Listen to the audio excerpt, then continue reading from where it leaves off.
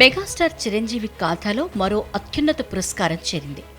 4.5 దశాబ్దాలుగా సినిమాల ద్వారా కళారంగానికి, సమాజానికి ఆయన చేసిన సేవలకు గాను యూకే పార్లమెంట్లో బ్రిడ్జ్ ఇండియా సంస్థ కల్చరల్ లీడర్షిప్ ద్వారా లైఫ్ టైమ్ అచీవ్మెంట్ అవార్డును ప్రదానం చేసింది.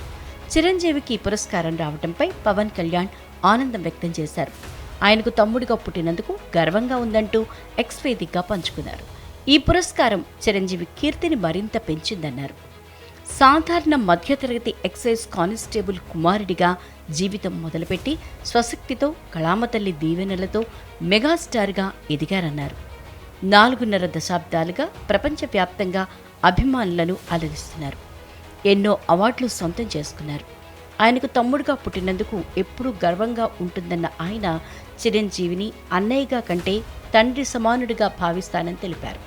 తాను జీవితంలో ఏం చెయ్యాలో తెలియక అయోమయంగా ఉన్నప్పుడు తనకు దారి చూపించిన వ్యక్తి అన్నయ్య అని, తన జీవితానికి హీరో చిరంజీవి అని పేర్కొన్నారు. తన సేవాగుణంతో ఎంతోమందికి స్ఫూర్తిగా నిలిచారన్నారు. తాను ఎదగటమే కాకుండా తన కుటుంబంతో పాటు మరెంతమందో ఎదుగుదలకు ప్రత్యక్షంగా పరోక్షంగా సాయం చేశారని తెలిపారు.